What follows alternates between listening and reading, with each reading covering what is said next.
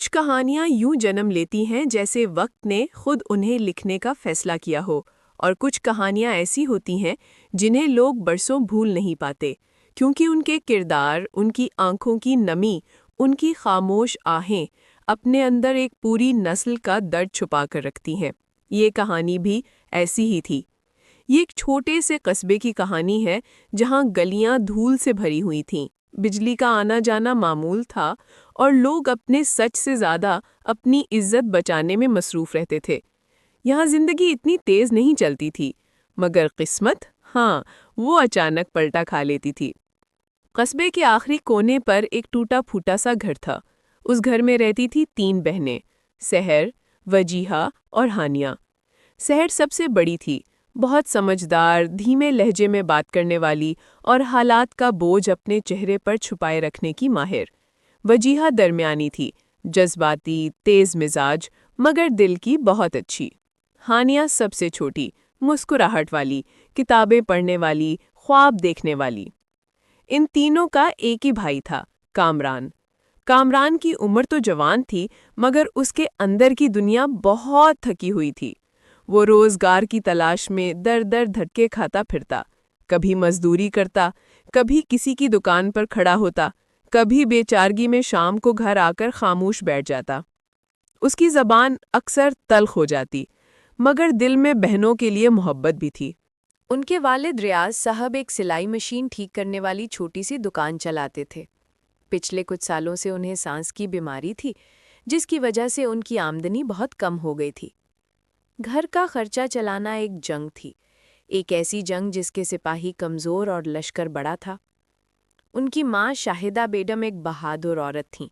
انہوں نے سالوں تک سلائی کر کے گھر کو سنبھالا، مگر 3 سال پہلے ایک حادثے میں جان سے ہاتھ دھو بیٹھیں۔ اس کے بعد اس گھر میں بس ایک لفظ باقی رہ گیا تھا: بوجھ۔ بوجھ حالات کا، بوجھ بیماری کا، بوجھ رسم و رواج کا، اور سب سے بڑھ کر بوجھ عورت ہونے کا۔ ایک صبح سحر اسکول سے واپس آئی تو اس کے ہاتھ میں کچھ کتابیں تھیں۔ وہ اپنے علاقے کی لڑکیوں کو مفت پڑھانے کا سوچ رہی تھی۔ جب اس نے یہ بات باپ کو بتائی تو انہوں نے کمزور مسکراہٹ کے ساتھ کہا، بیٹا تم کرو گی تو سارا محلہ کہے گا سحر ٹیچر بن گئی ہے۔ لوگ کچھ بھی کہہ لیں مگر تم اچھا کام کرو۔ سحر نے خوشی سے اس بات میں سر ہلایا۔ لیکن اسی رات محلے کے کچھ لوگوں نے ریاض صاحب کو روک کر کہا، بیٹیوں کو اتنا باہر مت بھیجا کریں، لوگ باتیں کریں گے۔ یہ جملہ تلوار سے بھی زیادہ گہرا گھاؤ تھا۔ گھر واپس آ کر ریاض صاحب کی آنکھیں نم تھیں، مگر انہوں نے سحر سے کچھ نہ کہا۔ مگر اگلے دن کامران نے سحر کو سخت لہجے میں کہا، کتابیں رہنے دو، گھر میں رہو، لوگوں کو کیا جواب دوں؟ سحر نے آہستہ کہا، بھائی میں تو بچوں کو پڑھانا چاہتی تھی۔ کامران نے غصے میں کہا، لوگ باتیں بنائیں گے، تم نہیں جانتی محلے والے کتنے زہریلے ہیں۔ سحر نے خاموش رہنا ہی بہتر سمجھا، مگر اس کی آنکھوں میں پہلی بار ٹوٹا ہوا خواب صاف دکھائی دے رہا تھا۔ رسم و رواج نے ایک بار پھر عورت کے سپنے کی کتاب پھاڑ دی تھی۔ وقت گزرتا گیا، بیمار والد کے خرچے بڑھ گئے، گھر میں راشن آنا مشکل ہو گیا۔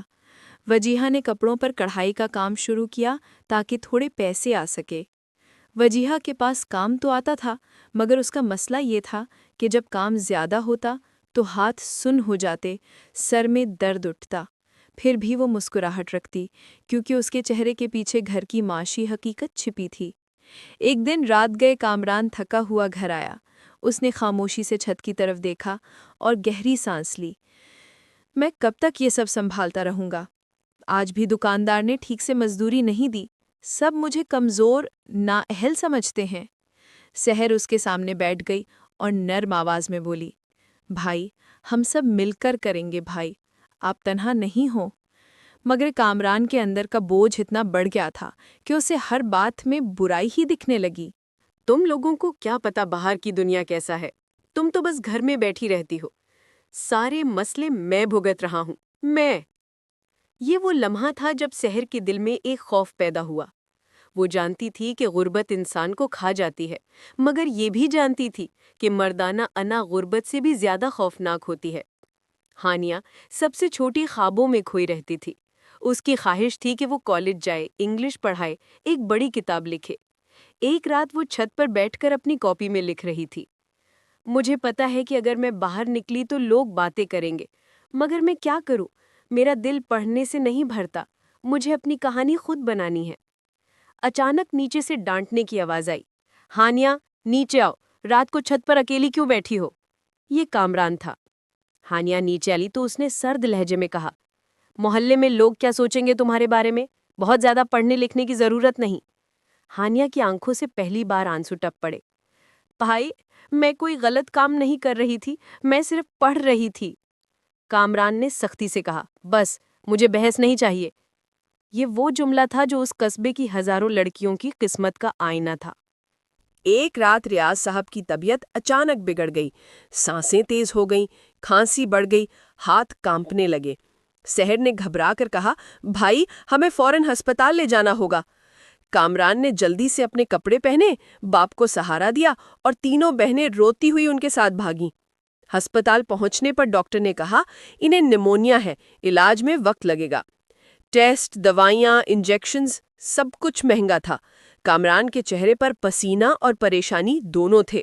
ڈاکٹر صاحب، بل کم ہو سکتا ہے، ہماری حالت ٹھیک نہیں ہے۔ ڈاکٹر نے افسوس سے سر ہلایا۔ باپ کو ایڈمٹ کرا کر جب وہ گھر واپس آئے تو سب کی آنکھوں میں نیند سے زیادہ فکر تھی۔ سحر نے آہستہ آواز میں کہا، بھائی ہم تینوں محنت کریں گے، آپ پر بوجھ نہیں رہنے دیں گے۔ میں دوبارہ بچوں کو پڑھانا شروع کر دوں گی، میں چھپ کر بھی پڑھا سکتی ہوں۔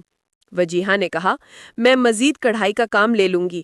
ہانیہ نے کہا، میں بچوں کو ٹیوشن پڑھا دوں گی، لڑکیوں کو انگلش سکھا دوں گی۔ کامران نے حیرانی سے تینوں بہنوں کو دیکھا۔ پہلی بار اسے لگا کہ شاید وہ اکیلا نہیں، مگر اسی لمحے اندر کا ڈر بولا، اگر لوگوں نے باتیں کی، اگر کسی نے کچھ غلط سمجھا، میری بہنیں باہر نکلیں گی تو میں لوگوں کے سامنے کیسے دیکھوں گا؟ سحر نے اس کے کندھے پر ہاتھ رکھا اور کہا، بھائی لوگوں کی باتیں کبھی ختم نہیں ہوتی۔ ہم اگر غربت سے لڑ رہے ہیں تو فیصلہ ہمیں کرنا ہوگا، عزت کی نہیں، حقیقت کی جنگ لڑنی ہے۔ یہ جملہ سحر نے پہلی بار اتنی جرأت سے کہا تھا اور کامران نے پہلی بار سوچا شاید وقت بدل چکا ہے۔ اسی رات سے زندگی بدلنے والی تھی اور یہ کہانی کا اصل سفر تھا جو ابھی شروع ہوا تھا۔ ہسپتال کے اخراجات بڑھتے گئے اور اسی کے ساتھ گھر کے مسائل بھی، مگر ایک چیز تھی جو اس گھر میں پہلے سے زیادہ طاقت کے ساتھ جنم لے رہی تھی، ہمت۔ سحر، وجیہہ اور ہانیہ نے فیصلہ کر لیا تھا کہ اب وہ خاموش تماشائی نہیں رہیں گی۔ اس رات گھر میں ایک عجیب سا سکوت تھا۔ بیچ والے کمرے میں تینوں بہنیں چادر اوڑھ کر صحن میں بیٹھی تھیں اور دور کہیں مسجد کا لاؤڈ سپیکر اذان فجر کے لیے وقت بتا رہا تھا۔ صحن میں بہنوں کی طرف دیکھا، ہمیں کل سے کام شروع کرنا ہے، چاہے کوئی کچھ بھی کہے۔ وجیہہ نے ہلکی مسکراہٹ کے ساتھ کہا، لوگ تو ویسے بھی کچھ نہ کچھ کہتے ہی رہتے ہیں، اب ان کی فکر کم کرنی ہوگی۔ ہانیہ نے اپنی کتابیں سینے سے لگائیں، تم دونوں میرے لیے کچھ بھی کہو، مگر میں پڑھائی نہیں چھوڑوں گی۔ اگر خواب چھوڑ دیے تو پھر زندہ رہنے کا کیا فائدہ؟ سحر نے اس کی آنکھوں میں دیکھ کر کہا، نہیں، تم پڑھو گی اور ہم تمہارے ساتھ کھڑے رہیں گے۔ اس رات پہلی بار تینوں بہنوں کو لگا کہ وہ اکیلی نہیں، وہ ایک ٹیم ہے، ایک دیوار جسے کوئی ٹھیس نہیں پہنچ سکتا۔ اگلی صبح کامران کام پر چلا گیا اور تینوں بہنوں نے گھر کو سنبھالنا شروع کر دیا۔ سحر بچوں کو پڑھانے کے لیے تیار ہوئی۔ وہ گھر کے صحن میں چٹائیاں بچھانے لگی تاکہ بچے آ کر بیٹھ سکیں۔ اس نے چھت کے ساتھ چارٹ پیپر باندھا جس پر خود سے حروف تہجی لکھے تھے۔ وجیہہ نے کڑھائی کے کام کے کپڑے میز پر سجا لیے۔ اسے دو محلے دار عورتوں نے پچھلے دن کہا تھا، وجیہہ بیٹی، تمہارا ہاتھ بہت اچھا ہے، ہمارے لیے بھی کام کیا کرو۔ ہانیہ نے اپنی کتابیں نکالیں اور ساتھ میں محلے کی دو لڑکیوں کو پڑھانے کے لیے تیار ہو گئی۔ گھر میں پہلی بار ایک چھوٹا سا اسکول سا ماحول بن گیا تھا۔ دوپہر تک بچوں کی آوازیں گھر میں گونج رہی تھی اور یہ منظر محلے والوں کو کھٹکنے لگا۔ سامنے والے گھر کی دو عورتیں سرگوشیاں کر رہی تھیں، دیکھا تم نے، ریاض کی بیٹیوں نے گھر کو مدرسہ بنا دیا ہے۔ خیر، کام تو اچھا ہے پر لوگ باتیں بنائیں گے۔ ایک اور عورت نے ناک چڑھاتے ہوئے کہا، اچھی لڑکیاں گھر کے اندر رہتی ہیں، یہ تو باہر والوں کو اندر بلا رہی ہیں۔ افسوس، یہ محلے کی وہ باتیں تھی جو غریبوں کا دم گھونٹ دیتی تھی۔ دوپہر کو کامران گھر لوٹا تو اس نے دیکھا کہ صحن میں 5-6 بچے بیٹھے ہیں۔ سحر کو پسینہ آ گیا، دل کی دھڑکن تیز ہو گئی۔ یہ کیا ہو رہا ہے؟ سحر نے مسکراتے ہوئے کہا، بھائی، میں بچوں کو پڑھا رہی ہوں، تھوڑی فیس بھی دیتے ہیں، پیسہ گھر میں آئے گا۔ کامران نے غصے سے کہا، پڑھانا ہے تو اپنے گھر میں، لوگ کیا کہیں گے؟ کل کو کوئی غلط بات کر دی تو میں نے سب سننا ہے۔ سحر خاموش رہی۔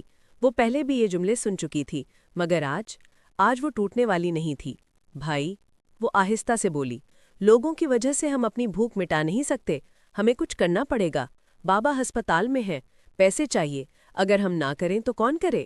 وجیہہ نے بھی آگے بڑھ کر کہا، میں بھی کام کر رہی ہوں، دیکھو نا، یہ کڑھائی میں محنت ہے، عزت ہے، روزی ہے، ہم کسی کا برا نہیں کر رہے۔ ہانیہ نے بھی دھیرے سے کہا، بھائی، ہم ایسے ہی گھر بیٹھے رہے تو بابا کا علاج کیسے ہوگا؟ کامران کا دل ایک لمحے کو نرم پڑ گیا، مگر مردانہ انا خاموش نہیں رہتی۔ ٹھیک ہے، مگر کوئی مسئلہ ہوا تو سب بند کروا دوں گا۔ سحر نے ہاں میں سر ہلایا، وہ جانتی تھی اصل لڑائی ابھی شروع ہوئی ہے۔ ہسپتال میں ریاض صاحب کی حالت بہتر نہیں تھی، نلکیاں، دوائیاں، کمزور آواز، بہنوں کا دل بیٹھ جاتا تھا۔ سحر نے باپ کے ہاتھ تھام کر کہا، بابا، فکر نہ کریں، ہم سب سنبھال لیں گے۔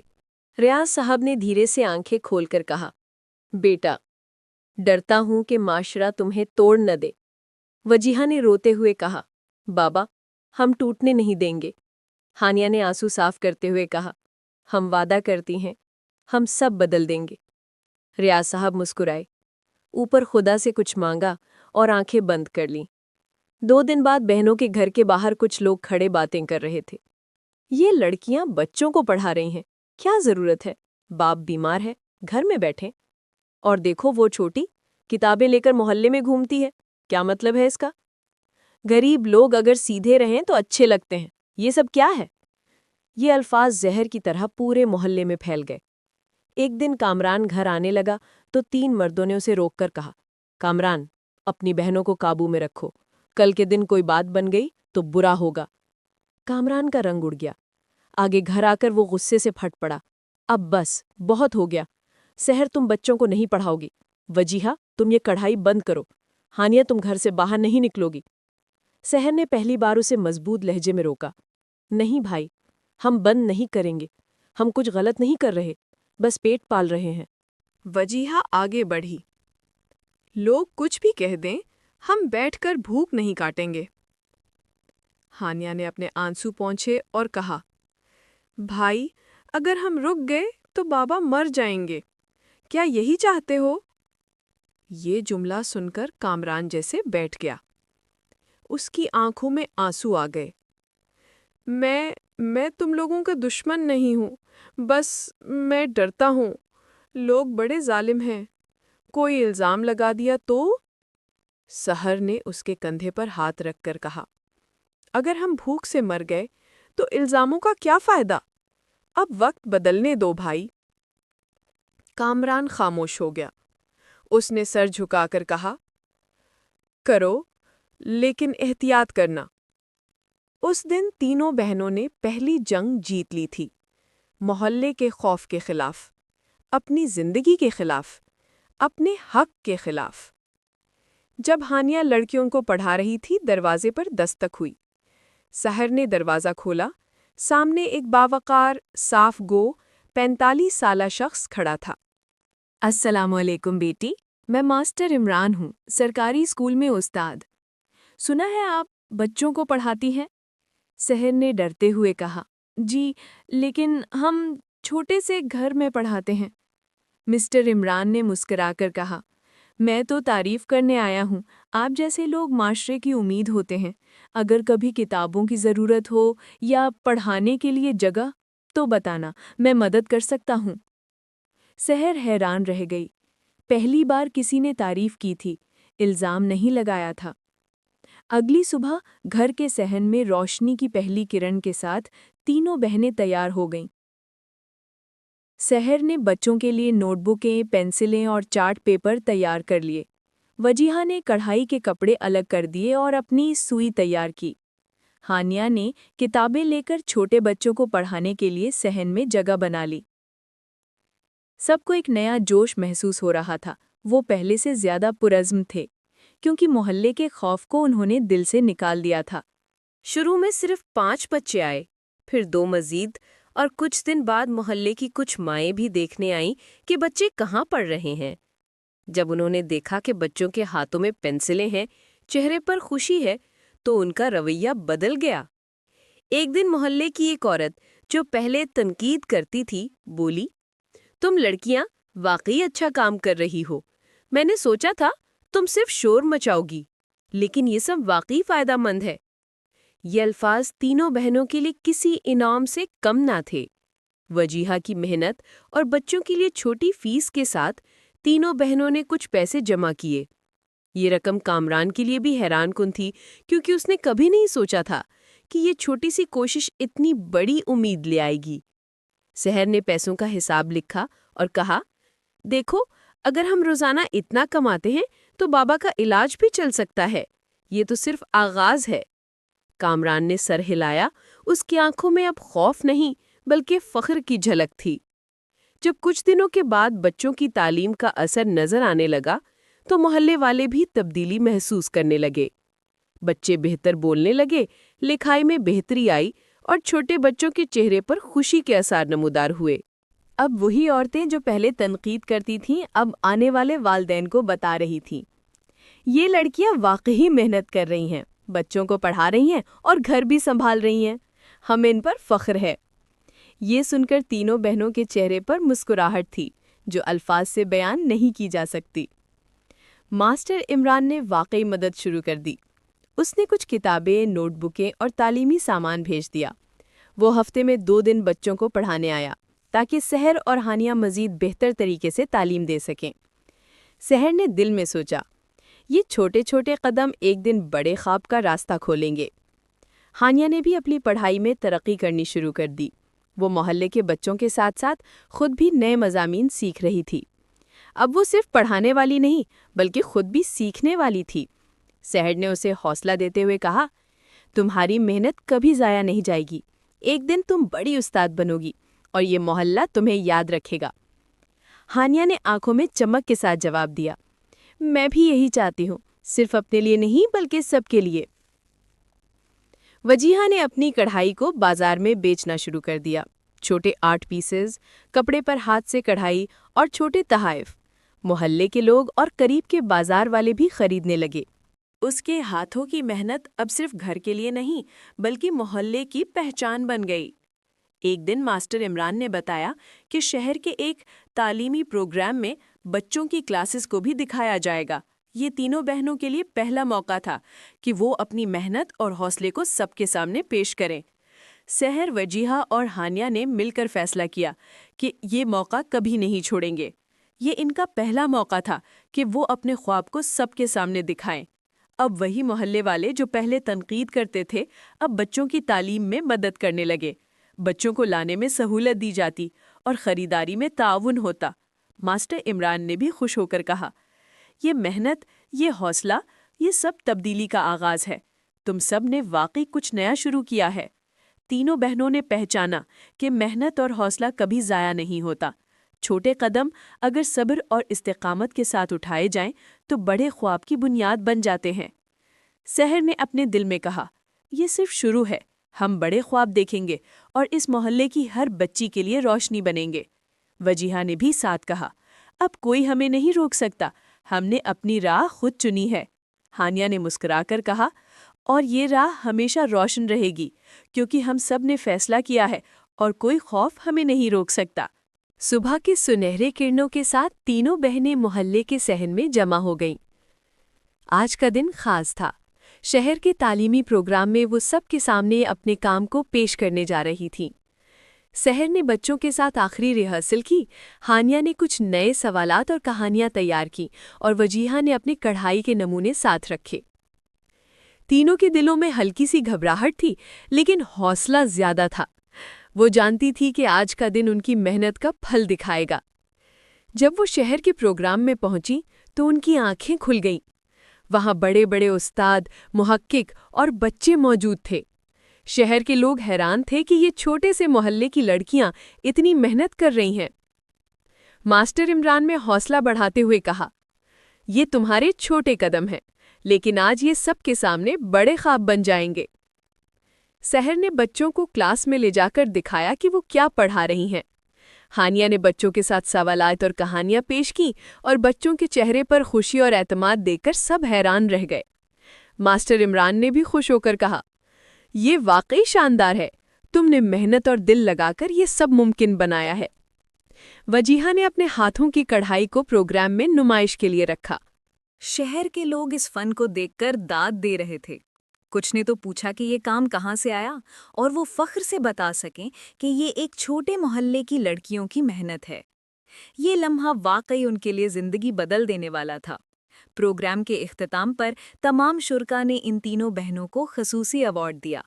یہ ایوارڈ محنت، حوصلہ اور محلے کے بچوں کی تعلیم میں نمایاں خدمات کے لیے تھا۔ سحر، ہانیہ اور وجیہہ کی آنکھوں میں خوشی اور فخر کی جھلک تھی۔ ان کی محنت اب نہ صرف محلے بلکہ شہر کے لیے بھی قابل مثال بن گئی تھی۔ محلے کے لوگ بھی ان کے ساتھ تھے۔ ان کے والدین، پڑوسی اور بچے خوش تھے کہ ان کی چھوٹی کوششوں نے اتنی بڑی پہچان بنائی ہے۔ ایک محلے کی عورت بولی، ہمیں تم پر فخر ہے، تم نے سب کے دل بدل دیے اور ہمیں امید دی ہے کہ محنت کبھی ضائع نہیں جاتی۔ یہ الفاظ تینوں بہنوں کے لیے سب سے بڑی خوشی تھے۔ ان کی کامیابی کے بعد شہر کے کچھ اسکول اور اداروں نے تعاون کی پیشکش کی۔ یہ تینوں بہنیں اب اپنے محلے میں ایک چھوٹا تعلیمی مرکز قائم کر سکیں گی جہاں مزید بچے پڑھ سکیں گے۔ سحر نے خوش ہو کر کہا، یہ ہمارا خواب ہے، اب ہم زیادہ بچوں کو تعلیم دے سکیں گے اور محلے کو روشن کر سکیں گے۔ ہانیہ نے مسکرا کر کہا، ہم نے سیکھا ہے کہ خوف کبھی روک نہیں سکتا اور محنت کا پھل ہمیشہ ملتا ہے۔ یہ صرف شروع ہے اور ہماری پرواز ابھی مکمل نہیں ہوئی۔ وجیرہ نے اپنے ہاتھوں کی کڑھائی کی طرف اشارہ کیا اور کہا، ہم نے اپنی چھوٹی چھوٹی کامیابیوں سے یہ ثابت کیا کہ خواب حقیقت میں بدل سکتے ہیں اگر دل میں حوصلہ اور ہاتھ میں محنت ہو۔ اب محلہ بھی بدل رہا تھا۔ چھوٹے بچے پڑھنے لگے، مائیں اور والدین بچوں کی تعلیم میں دلچسپی لینے لگے اور سب نے یہ جان لیا کہ تبدیلی ممکن ہے۔ سحر نے سوچا، یہ سب کچھ ممکن ہوا کیونکہ ہم نے حوصلہ نہ چھوڑا، محنت کی اور اپنے خواب کے لیے لڑے۔ یہ روشنی محلے اور بچوں کے لیے ہے۔ یہ کہانی بتاتی ہے کہ چھوٹے خواب اگر حوصلے، محنت اور محبت کے ساتھ شروع کیے جائیں تو بڑے اثرات پیدا کرتے ہیں۔ سحر، ہانیہ اور وجیہہ کی محنت نے محلے کی سوچ بدل دی، بچوں کے مستقبل کو روشن کیا اور یہ ثابت کیا کہ حوصلہ اور ایمان سب کچھ ممکن بنا سکتے ہیں۔ اگر آپ کو ہماری یہ ویڈیو پسند آئی ہو تو ہمارے اس چینل کو ابھی سبسکرائب کریں تاکہ ایسی اور ویڈیو آپ کو وقت پر ملتی رہیں۔